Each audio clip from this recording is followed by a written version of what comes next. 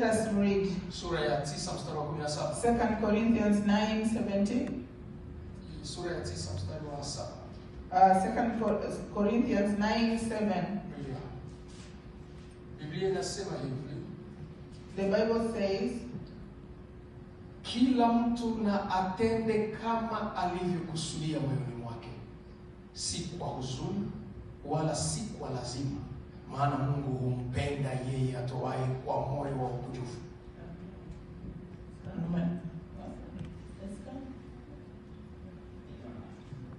Okay, each one must do just as he has purposed in his heart, not grudgingly or under compulsion, for God loves a cheerful giver.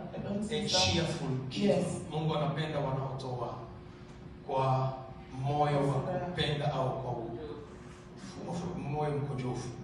Okay, haijasema kiasi gani cha kutoa hapa, sivyo? It didn't say how much. Agano Jipya haijasema kiasi gani utoa. It didn't say how much. Imetoa tu mwelekezo. But it's showing the way, direction. Kanuni ya namna ya kutoa. Or the principle of giving. Kwa hiyo ni mara kwa mara, lakini kwa ukarimu. You give often, but with a cheerful heart. Mara kwa mara na kwa ukarimu, kwa kujitoa. Amen. Amen. Wajibu wa 4. The fourth one. Kumtumikia Mungu kwa uaminifu. Serving God, ni wajibu.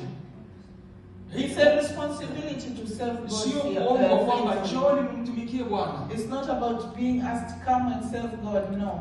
Kama mchungaji anasema hivyo, maana anakutia moyo, lakini ni wajibu wetu. If the pastor is telling you, it's just encouraging you, but it's our responsibility to come and serve God. Kama ukiwa nyumbani kwenu. It's just like when you are in your home.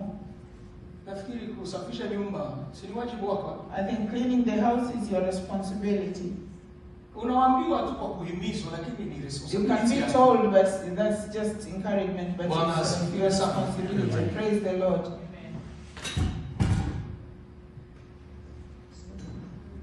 Maandiko unaweza kuandika, tusome Warumi 12 mstari wa kwanza. Romans 12 and verse 1. Paulo anasihi kutoa miili yetu iwe dhabihu safi yenye kupendeza. Paul is imploring that we give our bodies as living sacrifice. Maana anasema ndio ibada kamili yenye kumpendeza Mungu. Amen. Amen, amen. Wajibu mwingine, another responsibility, fuatilia utakatifu. Follow righteousness. Holiness. Fuatilia utakatifu. Seek holiness. Utakatifu tunaofuatilia kwa kusoma mara kwa mara neno la Mungu. We seek holiness by reading the word of God. Kwa kuomba. All the time, by praying. Na kuhudhuria ibada. And to come to church. Ukifanya hivyo vitu kuwa kipaumbele, if you put priority on those things, vitakufikisha katika kile kimo au kile kiwango ambacho Mungu anataka. They will take you to the level that God wants of holiness. Bwana Yesu asifiwe sana. Praise Jesus. Wajibu wa 6. The 6th one. Kuhudhuria mara kwa mara ibada. To come often to service. Mara kwa mara. Often. Waebrania sura ya 10 mstari wa 24 hadi 25. Hebrews 10:25, 24-25. Yeah, 24-25. Biblia inasema msiache kukusanyika kama ilivyo desturi ya wengine. The Bible says do not forsake the gathering of brethren. Kuja kanisani au kuhudhuria kwenye ibada, coming to church or attending service, ni wajibu wetu. It's our responsibility.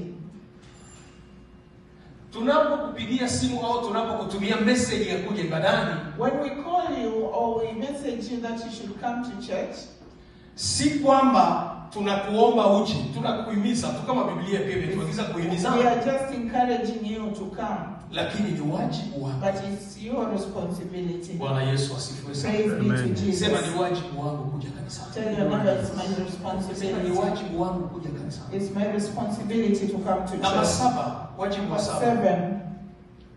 Kuomba mara kwa mara. Praying all the time. Ni wajibu wako. It's our responsibility to always pray. Wathesalonike sura ya kwanza. Thessalonians. Sura ya 5. Wathesalonike wa kwanza sura ya 5. First Thessalonians 17. 5:17. Yes. First Thessalonians 5:17. Imetupasa kumuomba Mungu siku zote. Yeah, we're supposed to pray without ceasing. Ni wajibu wetu kuomba siku zote, It's wakati our wote. responsibility to pray every day. Bwana asifiwe. Praise God. Bwana asifiwe. Praise God. Unapokuwa mshirika wa kanisa, unapaswa kujituma. When you are a congregant of a church, you are supposed to pray for the ministry. Unatakiwa kujituma kuombea huduma za kanisa, You are uongozi supposed wa to give kanisa, yourself to pray for the ministry, for the leaders, na kuombea washirika and wenzako. also